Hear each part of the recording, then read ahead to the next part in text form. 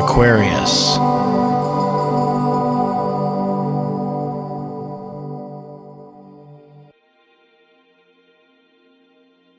Hello everyone, I would just like to take a slight moment off the top here before we start our July forecast.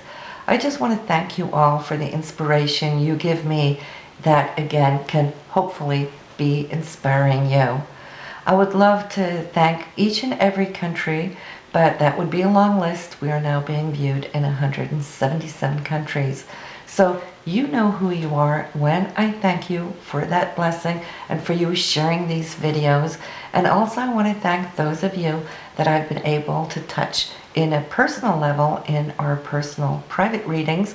I want to say hello to all of you, and you know who you are. So let's take a look at what July is going to bring you.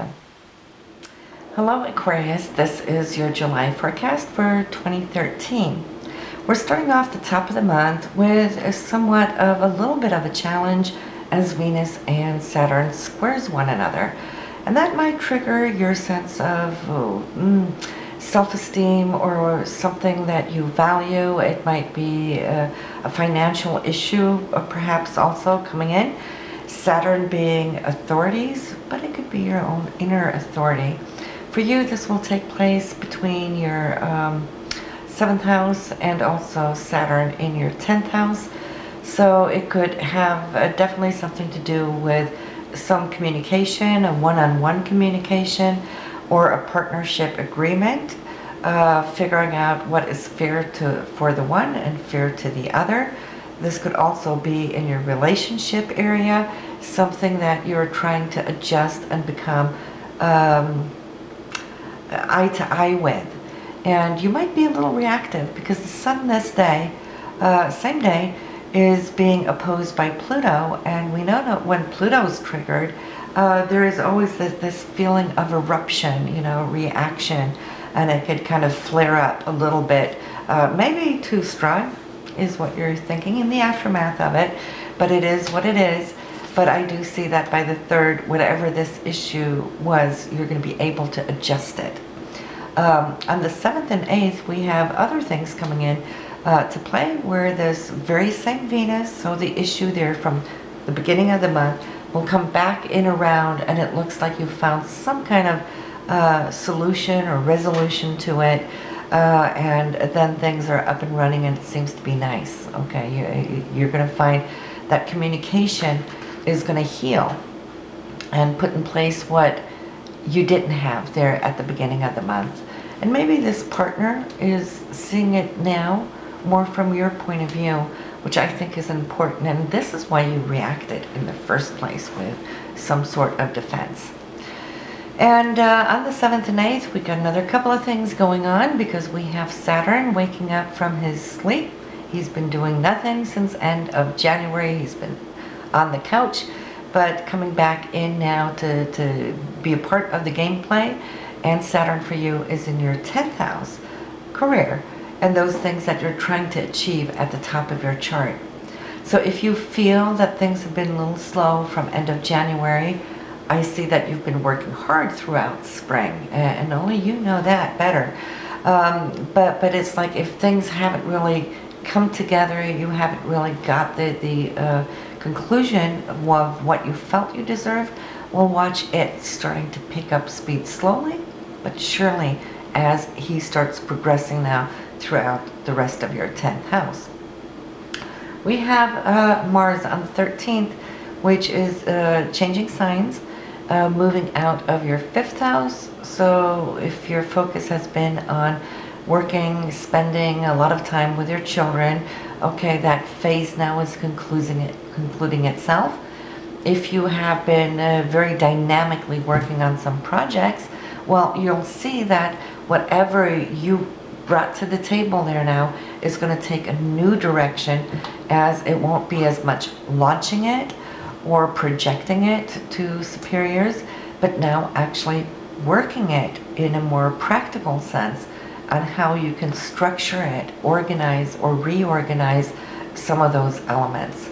So it will be much more focused on your new routines and how you can, strategize this coming year. And I'm saying year, why? Because Jupiter, which has been in this house of projects since summer of last year, is also moving into the 6th house.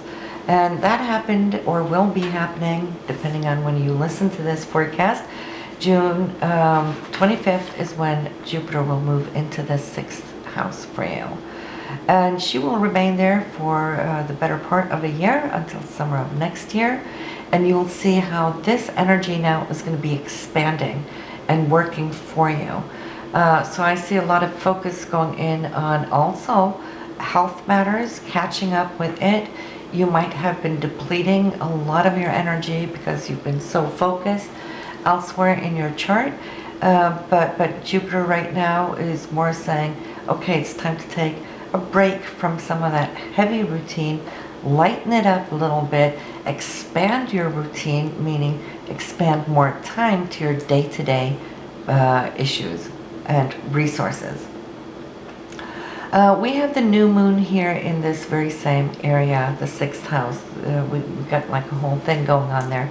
So your intentions for this new moon here on the 7th and 8th would be to actually include more time for the physical body's well-being. You know, whether that means starting to incorporate, whether it's a 5 to 10 minute meditation every day or just a 5 to 10 minute workout every day. We don't have to run, a mile. You can just get up from your desk, put some music, a headset on, and just do it by your computer, just to get your energy and your body back into spiff. Very good intention for you to have, because we have to think about our physical bodies as well as everything else. And it's easy for you Aquarians to kind of live in your head, and all that intellectual energy. So back down into body. Then we have some really exciting things here this month, and for you it's going to be in the houses of the 6th house, the career house, and also your income house. So watch how these three trends are going to come together as a golden triangle as we have a lineup in all these water elements. This is Jupiter and Neptune coming together, big expansive dream going on there, and Saturn coming to the table saying, if this is what you want, I will make it happen. Saturn is awake now, and Saturn is what is going to give it an anchor and also some reality check and give it that earthiness in order to dream it into this plane of reality. So this is on the 17th. Saturn is going to do the same thing with Neptune on the 19th, and it will just feel like suddenly some doors are opening up here between your career and income, and also get the project analysis going on. And then Mars is going to join this group the very next day of the 20th. And Mars is like this racehorse, okay? It's right there with Jupiter. So of course it's wanting to run right off the bat and take action and be diligent about it. The only thing I'd caution you, do not sign any papers, because Mercury's still retrograde until the following day of the 21st. So get beyond that, create some whatever excuse you have to just delay things a few days. If you can, to the end of the month or beginning of August would be even better, because I want this to work out for you without this Mercury creating more delays. It's been enough now, right? So we have some changes coming in on the 22nd. Venus is going to move into Virgo, which is your 8th house of collaborative joint ventures and money and other people's money. So those resources, banks and royalties, commissions might take more so of a forefront. I think that will be really good for you. It will kind of be aspecting your 2nd house there also. And then we have the Sun moving into Leo, which will be your 7th house of love and relationship. So you'll see that July from this day on and in through August should be a very good time for spending time with your significant other or finding new love. And in that case, it could be a love that could be somewhat committed, not just a fly-by-night. And then the end of the month, this very same Venus, and it is already there in your 7th house. And we see how this was also now coupling up here with the sun coming in there. So at the end of this month here, you have this good aspect between Venus and Jupiter. And Jupiter is abundant, it's generous, it's larger than life. So your emotions may be running the very same way here. And also together with Pluto in these couple of days between the 28th and 30th with intensity, deep depth, intimate energies, transformative energies. So these last couple of days of the month should be something that you should circle in on your calendar and make sure that you take that time off with your partner, your spouse, or your new love. This is pretty much what we have here for you this month. We have the full moon, of course. I do want to pay a little attention to it because it's going to fall in your 1st house. And this is on the 22nd of July, and it being in your 1st house in the sign of Aquarius, well, you know, this is to your sun sign. So something here should be coming really to not just the surface, but it could be something that you may be able to launch and put out there. As the rising sign is always how you present yourself out to the world. So you might see that as something very special. And full moons are always harvesting our previous intentions. You know, the new moon here on the 8th, you might see something come together here on the 22nd, but it could also harvest intentions from these previous months. So good for you. So don't listen to your moon sign and rising sign too. The moon sign will give you a little bit more insight what's going on with you emotionally here in July. And the rising sign, once again, it will give you a forecast of what you can expect to kind of launch out to the others there. So have a good month, Aquarius, and I will see you in August. Bye now.